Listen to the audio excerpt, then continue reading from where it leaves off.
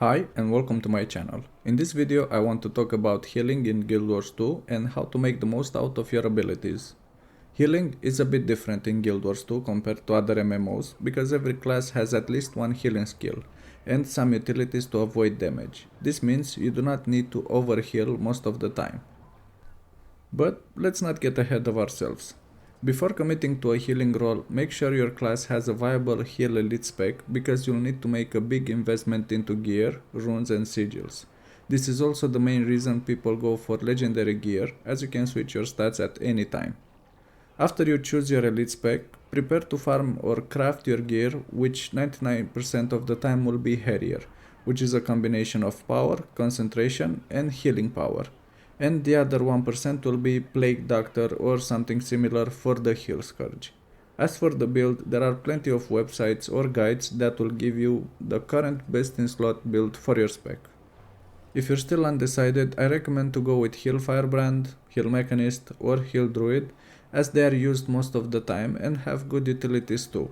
Other specs are good too, but they require a bit more knowledge with the class.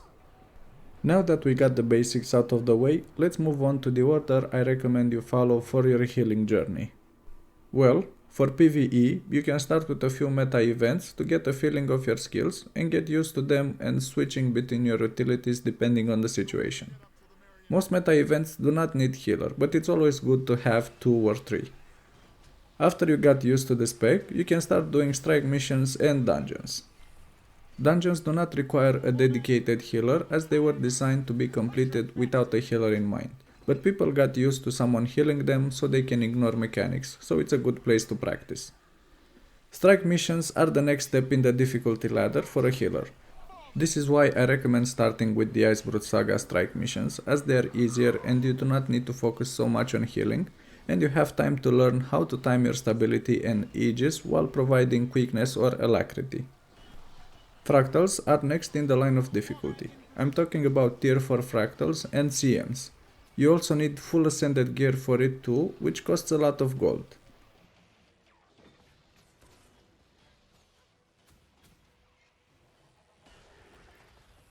And finally raids. They have the hardest difficulty, but do not need ascended gear. You just need to know your class and the elite spec.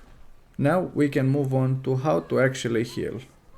As a healer, one of the most important things is to blast combo fields. I will put a link in the description to the wiki if you're not familiar with combo fields and blasts.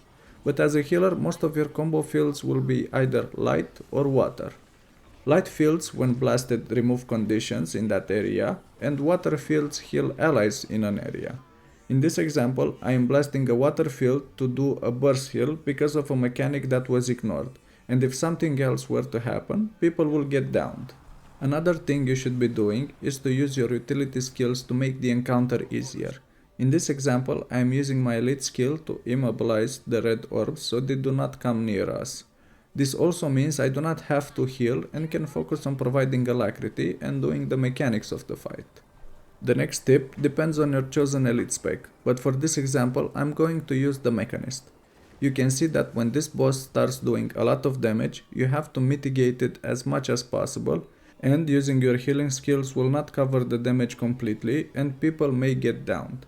This is why I use my barrier skill and start blasting water fields in addition to the normal healing. You can also see how I use my shield here to push the enemy close to the boss so it can be cleaved. This is why you should read the skill descriptions and become familiar with the class before attempting harder content. Because most of the time you can heal very easy, but when something happens you need to react fast, and mashing your buttons doesn't really work on a healer like it does on DPS. My latest example is using the Heal Firebrand. You can see just as the fight starts, the boss will create some fields on the ground that have some nasty conditions and do damage. This is why I used my shield 4 to provide aegis to my group. This brings me to my next tip as a healer: anticipate attacks. If you are new to the game, this will be a bit tougher as you need to experience the fight a few times to see the mechanics. But do not worry, you will have plenty of time to learn the fights. And in these situations, you just need to overheal a bit. A bad example of what I did is that for this fight I took Stand Your Ground skill. which has 2 attacks where is needed, but they could be covered with the skills from the Tome of Courage.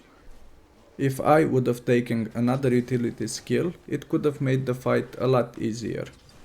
There are certainly more things that you should pay attention to when healing, but this is what I found the most important that you should focus on in the beginning. The rest comes with experience. I hope this video helped you get started with healing or find out if support role is for you or not. If you want to see more content like this, please let me know in the comment section below. And if you enjoyed the video, please click the like and subscribe buttons.